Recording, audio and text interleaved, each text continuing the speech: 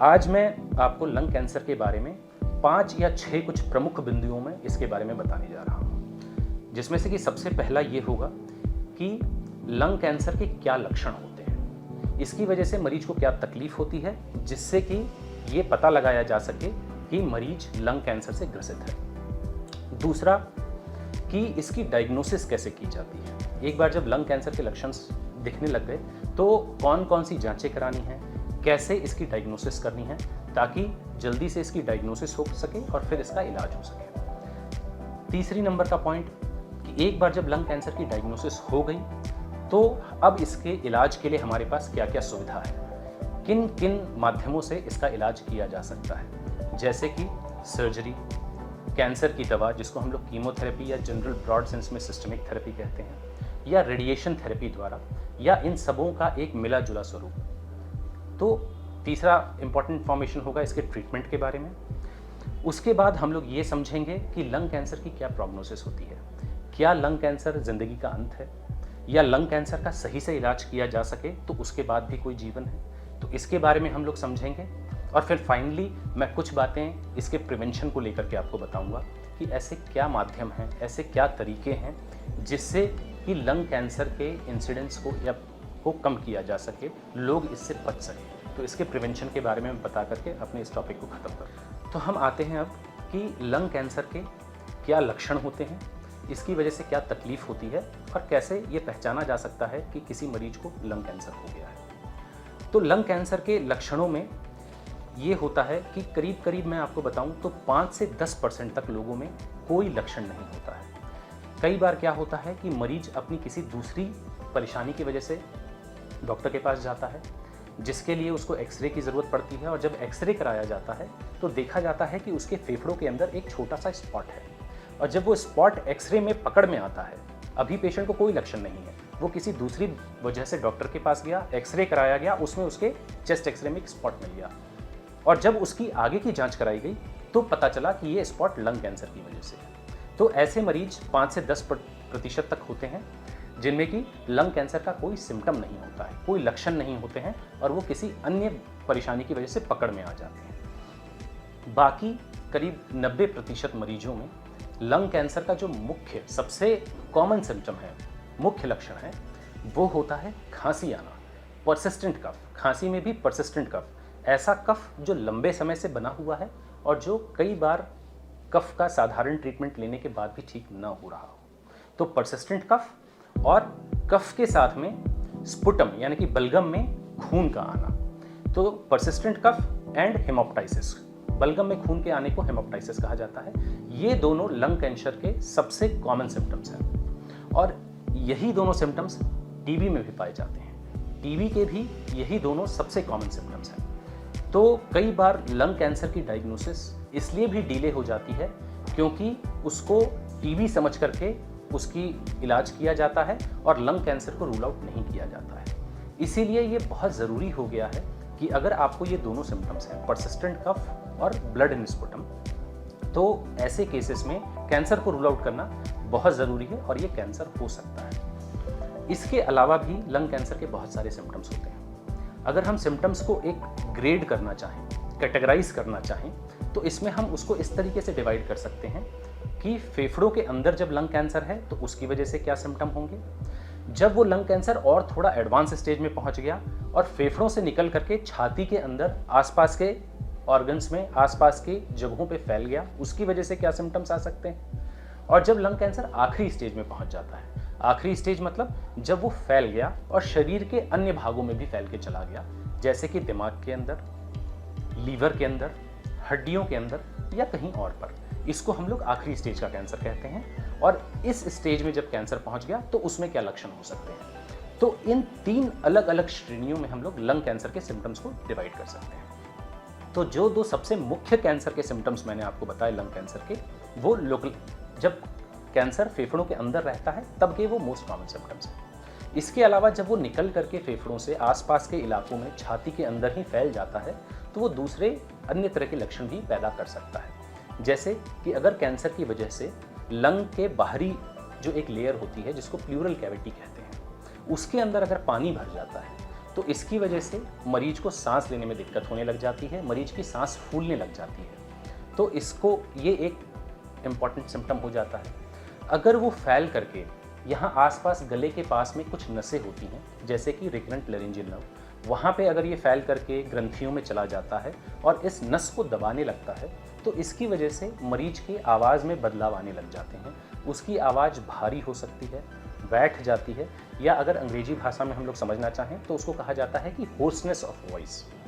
तो ये भी एक लंग कैंसर का सिम्टम है जो कि लोकल स्प्रेड की वजह से हो सकता है।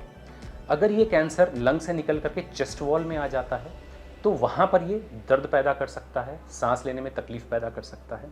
तो ये भी एक इसका लोकल स्प्रेड का सिम्टम होता है।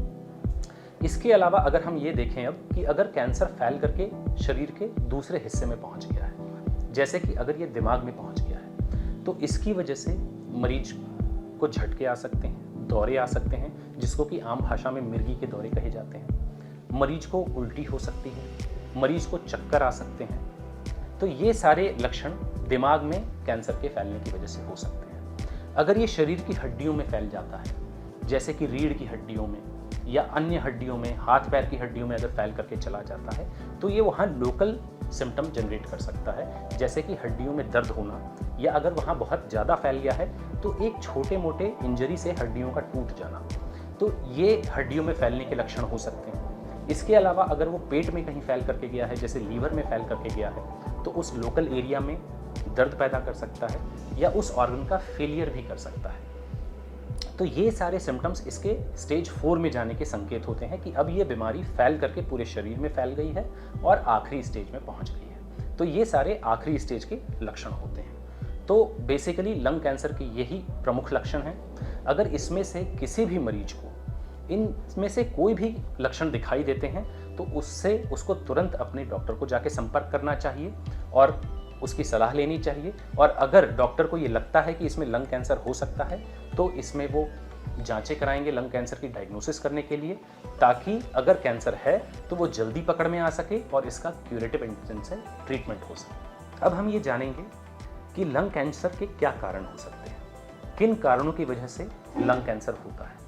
तो इसमें जैसे कि मैंने आपको पहले भी बताया, 2 सबसे प्रमुख कारण हैं, एक स्मोकिंग और दूसरा एयर पॉल्यूशन। पिछले कुछ दशकों में ये देखा गया है और पाया गया है कि लंग कैंसर जो स्मोकिंग की वजह से पहले ज़्यादा कॉमन हुआ करता था, करीब 80 to 90% पेशेंट्स जो लंग कैंसर के होते थे उसमें स्मोकिंग की हिस्ट्री होती थी, लंबे समय से स्मोकिंग की हिस्ट्री होती थी। लेकिन इधर पिछले कुछ समय से ये ट्रेंड चेंज हो गया है और अब लंग कैंसर नॉन स्मोकर्स में भी काफ़ी तेज़ी से होने लग गया है।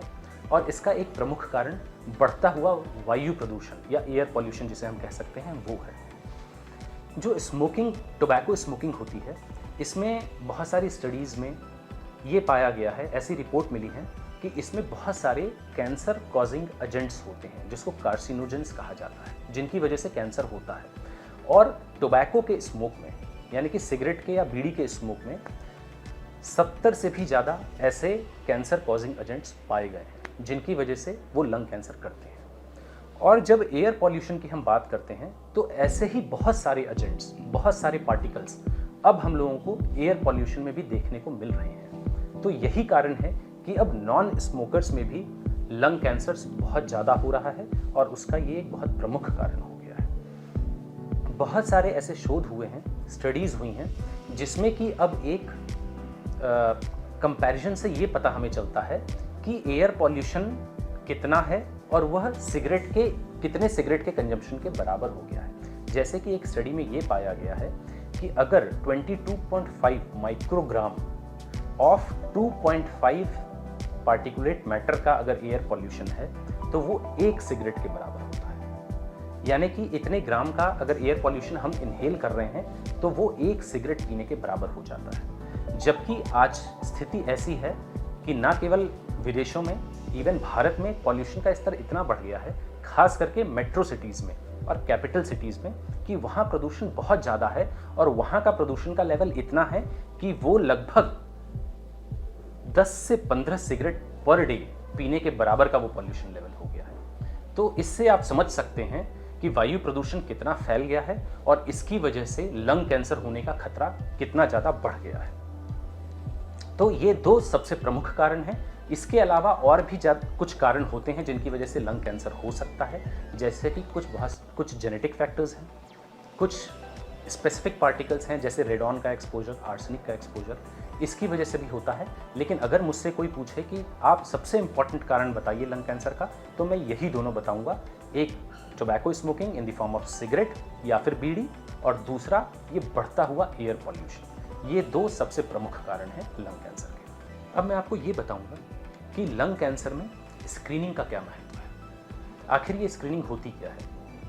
तो स्क्रीनिंग एक ऐसा तरीका है जिससे कि लंग कैंसर बहुत ही शुरुआती स्टेज में पकड़ में आ जाए। शुरुआती स्टेज का मतलब कि एक ऐसा स्टेज जिसमें कि मरीज को लंग कैंसर का कोई भी सिम्टम नहीं है और उसको पता नहीं है कि वो एक लंग कैंसर का मरीज है। तो ऐसे शुरुआती समय में जब लंग कैंसर का कोई सिम्टम नहीं है, तो कोई ऐसा टेस्ट किया जाए जिससे कि हम ये पकड़ पाएं कि मरीज को कहीं लंग कैंसर तो नहीं है। क्योंकि जब ऐसी स्थिति में मरीज पकड़ में आएगा तो वो बिल्कुल अर्ली स्टेज होगा लंग कैंसर का, और इस समय जो भी मरीज का ट्रीटमेंट किया जाएगा वो क्यूरेटिव इंटेंट से ट्रीटमेंट किया जा सकता है, जिससे कि मरीज के पूरी तरीके से सही होने की संभावना पैदा हो जाती है और मरीज एक स्वस्थ जिंदगी आगे जी सकता है। तो इसी को कहा जाता है स्क्रीनिंग। यूनाइटेड स्टेट्स में एक ट्रायल किया गया, एक शोध किया गया जिसका नाम है national lung cancer screening trial. इसमें उन्होंने क्या किया कि सीटी स्कैन एक बहुत ही लो डोज में, जिसको कहा जाता है लो डोज सीटी स्कैन, उन्होंने कई हजार मरीजों में लो डोज सीटी स्कैन के माध्यम से ईयरली जांच करी कुछ हाई रिस्क पेशेंट्स की। अब ये हाई रिस्क पेशेंट्स कौन से थे? ऐसे मरीज जो कि 50 साल से ऊपर के थे और जिनमें स्मोकिंग का एक हिस्ट्री थी कि वो पिछले कम से कम 20 से 25 साल से लगातार स्मोकिंग कर रहे थे। तो more than 50 years of age and long history 20 to 25 years of history of smoking. तो इनको एक हाई रिस्क कैटेगराइज किया गया कि ये मरीज हाई रिस्क में हैं, इनमें लंग कैंसर होने की संभावना ज़्यादा है। तो ऐसे हजारों मरीजों में लो डोज सीटी स्कैन के माध्यम से एक शोध हुआ और हर साल ईयरली बेसिस पे ऐसे हाई रिस्क लोगों को सीटी स्कैन किया गया, लो डोज सीटी स्कैन, और ये पाया गया कि जब ईयरली इनमें लो डोज सीटी स्कैन किया गया तो शुरुआती स्टेज में लंग कैंसर बहुत ही सारे मरीजों में पकड़ में आया, जिसकी वजह से उनका सही समय से इलाज हो गया। और ये पाया गया कि जब हम yearly low dose CT scan से हाई रिस्क पेशेंट्स में, हाई रिस्क पॉपुलेशन में स्क्रीनिंग करते हैं, तो इससे लंग कैंसर की वजह से जो मौतें होती हैं, जो मॉर्टेलिटी होती है, वो करीब करीब 20% कम हो गई। तो इसका फ़ायदा समझ में आया कि स्क्रीनिंग का ये फ़ायदा हो सकता है। तो लंग कैंसर के इलाज में स्क्रीनिंग का ये बहुत बड़ा महत्व है। अगर सही तरीके से स्क्रीनिंग हाई रिस्क पॉपुलेशन में किया जाए तो इससे लंग कैंसर की मॉर्टेलिटी 20% से कम की जा सकती है। अब हम लोग जानेंगे कि लंग कैंसर की डायग्नोसिस कैसे की जा सकती है। तो जब सबसे पहले किसी भी मरीज को लंग कैंसर के सिम्टम्स आते हैं, लक्षण आते हैं, तो उसको तुरंत बिना समय गंवाए अपने डॉक्टर से जाकर के कंसल्ट करना चाहिए, ताकि अगर उसको लंग कैंसर है तो उसकी जांच करके उसके कैंसर को अर्ली स्टेज में पकड़ा जा सके और उसका क्यूरेटिव इंटेंट से ट्रीटमेंट किया जा सके। तो इसकी डायग्नोसिस में जो सबसे पहली जांच एक कराई जाती है, जो कि बहुत कॉमन जांच है, वो चेस्ट एक्सरे है। और चेस्ट एक्सरे में कई बार लंग कैंसर के मरीजों में एक अंदर स्पॉट दिख सकता है, एक गांठ दिख सकती है, जो कि एक रेफरेंस की तरह मान करके आगे दूसरी जांचें कराई जा सकती हैं। दूसरी जांचों में जो मेन इन्वेस्टिगेशन है वो है सीटी स्कैन या फिर पेट स्कैन। सीटी स्कैन से हम लोग जो लंग कैंसर के अंदर स्पॉट है उसको और बारीकी से अध्ययन कर सकते हैं। उसके अलावा हम ये भी देख सकते हैं कि और भी उसके अलावा कोई दूसरे लंग में गांठें हैं कि नहीं, या चेस्ट के अंदर लिम्फ नोड्स की ग्रंथियाँ होती हैं वो तो बढ़ी हुई नहीं है, या कहीं चेस्ट की कैविटी में, प्लूरल कैविटी में पानी तो नहीं भरा हुआ है। तो ये सारी डिटेल्स हमको सीटी स्कैन में मिल जाती है। और जब हम लोग लंग कैंसर का स्टेजिंग वर्कअप करते हैं तो उसमें जो बहुत इंपॉर्टेंट डायग्नोस्टिक मोडालिटी है वो है पेट स्कैन। पेट स्कैन एक तरीके का मेटाबॉलिक स्कैन होता है और ये पूरा सर से लेकर के पैर तक का स्कैन होता है, और ये ना केवल लंग कैंसर के लोकल स्टेजिंग को बताता है, उसके अलावा ये भी बता सकता है कि कहीं लंग कैंसर शरीर के दूसरे हिस्सों में भी फैल करके गया है कि नहीं गया है। तो पेट स्कैन आजकल के ज़माने में लंग कैंसर की डायग्नोसिस और स्टेजिंग का बहुत ही इम्पॉर्टेंट इन्वेस्टिगेशन है।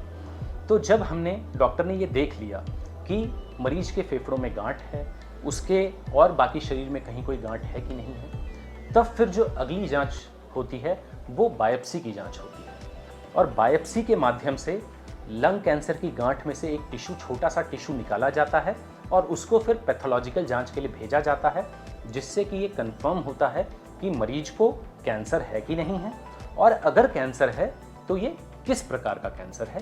लंग में कई प्रकार के कैंसर होते हैं, तो बायोप्सी से ही लंग कैंसर का कैरेक्टराइजेशन भी किया जा सकता है कि ये किस प्रकार का लंग कैंसर है। इसके अलावा बायोप्सी से हमें और भी बहुत सारे महत्वपूर्ण इंफॉर्मेशंस मिलते हैं, जैसे कि एक मॉलिक्यूलर क्लासिफिकेशन होता है।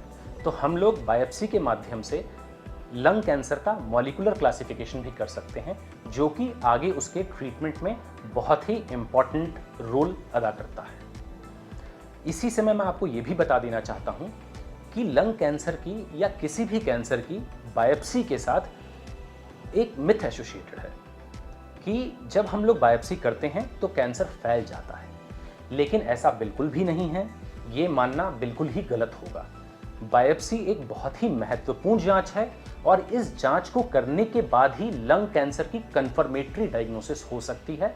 और एक बार जब कंफर्मेटरी डायग्नोसिस, फाइनल डायग्नोसिस हो जाती है, तभी उसके बाद कैंसर का इलाज हम लोग चालू कर सकते हैं और तभी मरीज को फायदा भी निकल करके आता है। तो ये मानना कि बायोप्सी से कैंसर फैल जाता है, ये एक मिथ्या है और इसको बिल्कुल ऐसा नहीं समझना चाहिए। और इसकी वजह से कैंसर का ट्रीटमेंट डिले नहीं करना चाहिए और तुरंत अपने डॉक्टर की सलाह मान करके बायोप्सी की जांच करके आगे कैंसर का ट्रीटमेंट की तरफ बढ़ना चाहिए। अब हम लोग लंग कैंसर के स्टेजिंग की बात करेंगे। तो लंग कैंसर का स्टेज पता करने के लिए मैंने अभी आपको बताया कि कौन कौन सी जांच की पद्धतियां हैं जिससे कि हम लोग लंग कैंसर की डायग्नोसिस कर सकते हैं और उसके बाद फिर लंग कैंसर के स्टेज को पता कर सकते हैं। अब हम लोग लंग कैंसर के स्टेज की बात करेंगे।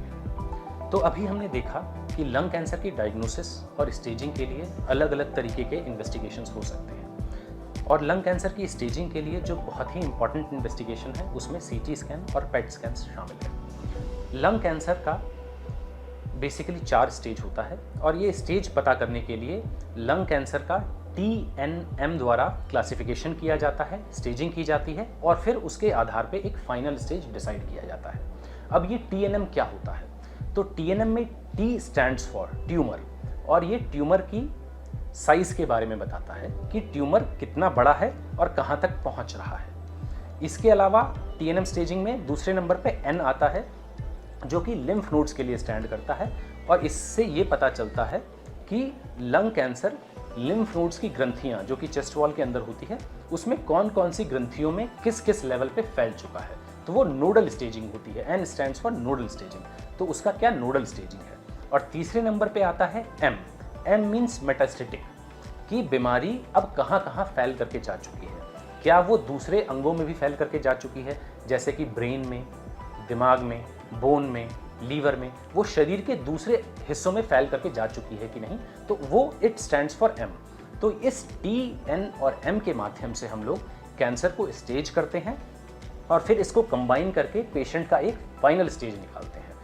तो कैंसर के, लंग कैंसर के फाइनल स्टेज में 4 स्टेजेस होते हैं, स्टेज 1, 2, 3 और 4। इसमें से मोटा मोटा समझने वाली बात यह है कि जो स्टेज 1 और 2 का लंग कैंसर होता है ये अर्ली स्टेज का लंग कैंसर होता है, जो कि फेफड़ों के अंदर कन्फाइंड होता है, उसी के अंदर होता है, या फेफड़ों के उसी तरफ के लिम्फ नोड की ग्रंथियों में फैला होता है। तो ये अर्ली स्टेज का लंग कैंसर होता है, स्टेज 1 एंड 2, और इसके इलाज में कैंसर की सर्जरी बहुत महत्वपूर्ण भूमिका निभाती है और सर्जरी करके इसको क्योर किया जा सकता है।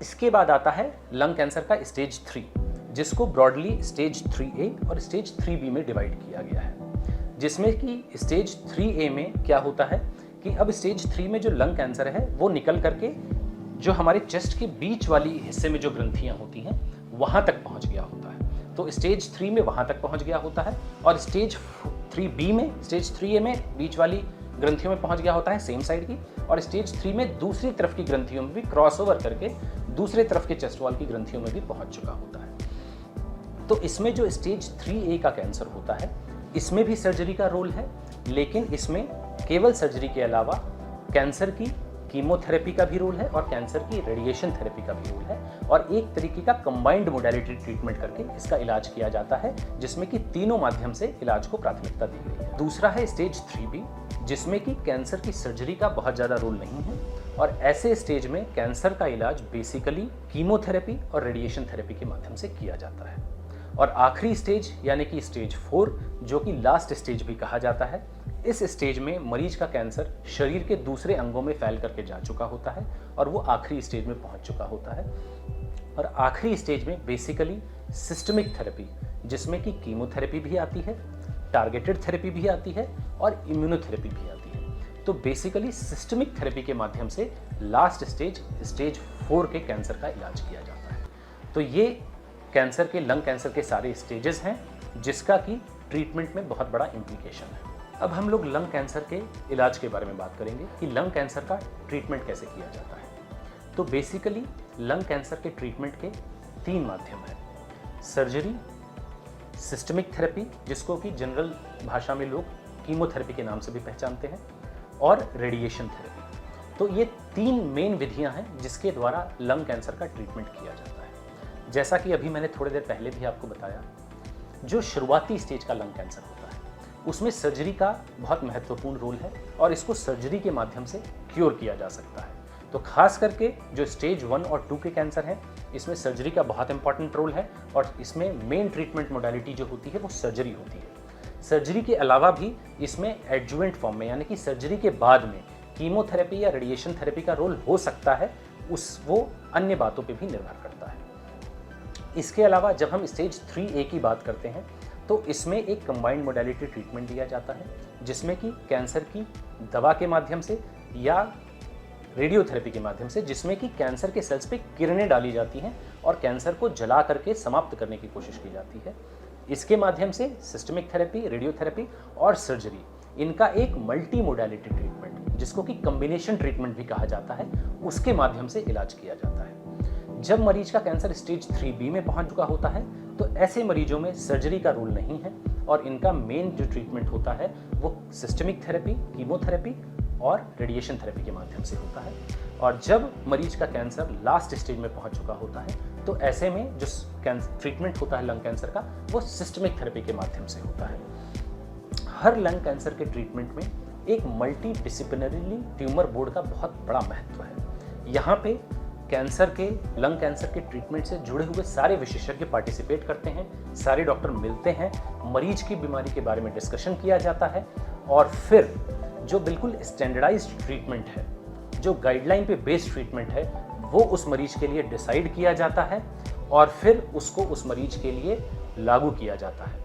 इसी को एक तरीके से इंडिविजुअलाइज्ड ट्रीटमेंट या पर्सनलाइज्ड ट्रीटमेंट भी आजकल के ज़माने में कहा जाता है कि जिस मरीज को जिस ट्रीटमेंट की ज़रूरत है उस मरीज को वो ट्रीटमेंट दिया जाए। तो मल्टी डिसिप्लिनरी ट्यूमर बोर्ड का ये बहुत बड़ा महत्व है, जहाँ की कैंसर के सारे विशेषज्ञ मिल करके उस पर्टिकुलर मरीज का, उसके स्टेज के हिसाब से और भी बाकी की चीज़ों के हिसाब से कि उसका क्या मॉलिक्यूलर क्लासिफिकेशन है उसके लंग कैंसर का, इन सारी बातों को ध्यान में रखते हुए उसका एक इंडिविजुअलाइज्ड ट्रीटमेंट डिसाइड किया जाता है और उसके हिसाब से कैंसर का इलाज किया जाता है। अब हम लोग लंग कैंसर की सर्जरी के बारे में बात करते हैं। तो लंग कैंसर की सर्जरी के कई माध्यम होते हैं, कई तरीकों से लंग कैंसर की सर्जरी की जा सकती है, जिसमें कि जो most common way of surgery है वो ओपन सर्जरी कहलाती है, जो कि कई दशकों से की जा रही है। इसके अलावा अब लंग कैंसर की सर्जरी दूरबीन विधि से, जिसको कि लैप्रोस्कोपिक सर्जरी कहा जाता है, उसके भी माध्यम से की जा सकती है और इनफैक्ट अब रोबोट के द्वारा भी ये सर्जरी की जा सकती है।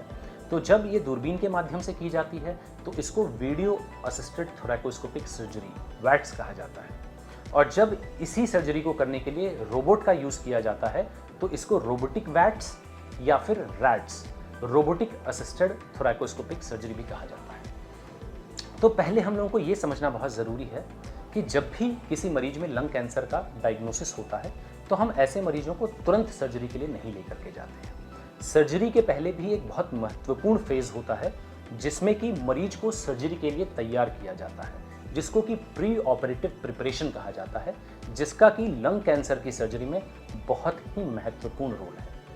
और यूजुअली जब भी पेशेंट लंग कैंसर के साथ डायग्नोज होता है और उसकी सर्जरी की प्लानिंग की जाती है तो यूजुअली एक 4 से 6 हफ्ते का गैप दिया जाता है जिसमें कि ये सारे प्रिपरेशन किए जाते हैं और जब एक बार मरीज पूरी तरीके से सर्जरी के लिए तैयार हो जाता है तभी उसको ऑपरेशन थिएटर में ले जाया जाता है। तो इन तैयारियों में जो सबसे प्रमुख बात है वो ये है कि मरीज को सबसे पहले बड़ी ही स्ट्रिक्टनेस के साथ स्मोकिंग को बंद करने के लिए कहा जाता है, क्योंकि अगर मरीज एक्टिव स्मोकर है तो सर्जरी के बाद उसकी पोस्ट ऑपरेटिव टाइम में कॉम्प्लिकेशंस बहुत बढ़ जाती हैं। इसीलिए this most important thing is to ask the patient to immediately stop smoking. Surgery के पहले जो धूम्रपान करना है इसको बंद करना बहुत ज़रूरी है और इसीलिए ये 4 से 6 हफ्ते का गैप दिया जाता है, क्योंकि बहुत सारी शोध में ये रिपोर्ट आई हैं कि अगर पेशेंट एक्टिव स्मोकर है और वो सर्जरी के लिए चला जाता है तो सर्जरी के बाद में सर्जरी के बहुत सारे कॉम्प्लिकेशंस बढ़ जाते हैं। इसलिए ये बहुत महत्वपूर्ण है कि मरीज सर्जरी के पहले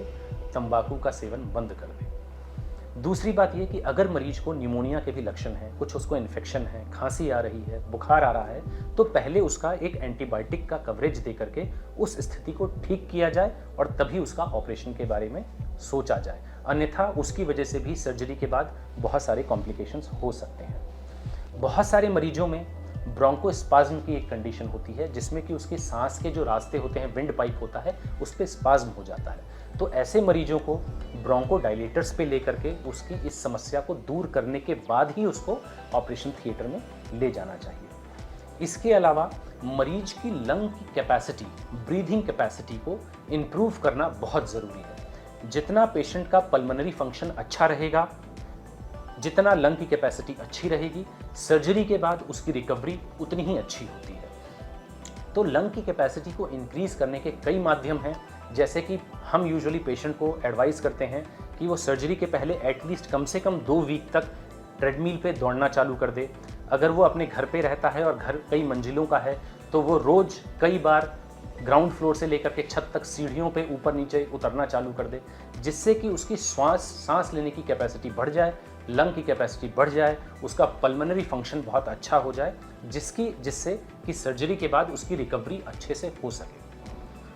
इसके अलावा भी ये देखा गया है कि लंग कैंसर के अलावा भी लंग कैंसर के मरीजों में बहुत सारी कोमॉर्बिडिटीज़ होती हैं, जैसे कि उसको हार्ट की प्रॉब्लम हो सकती है, उसको लीवर की प्रॉब्लम हो सकती है, उसको किडनी की प्रॉब्लम हो सकती है, या इसके अलावा उसको शुगर की बीमारी हो सकती है, डायबिटीज़ हो सकता है।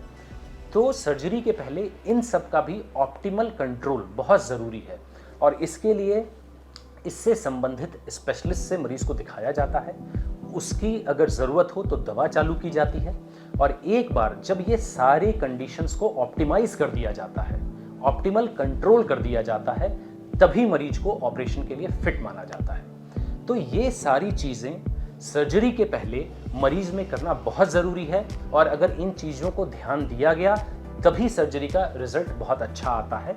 और ये हमारे संस्थान की डॉक्टर RML IMS इंस्टीट्यूट की एक प्रोटोकॉल भी है कि जो भी मरीज आता है हमारी टीम मिल करके उस पर ये वर्कअप करती है, उसके साथ ये मेहनत करती है, उनके इन सारे फैक्टर्स पे इम्प्रूवमेंट कराती है और उसके बाद ही उसको सर्जरी करे लेके जाती है।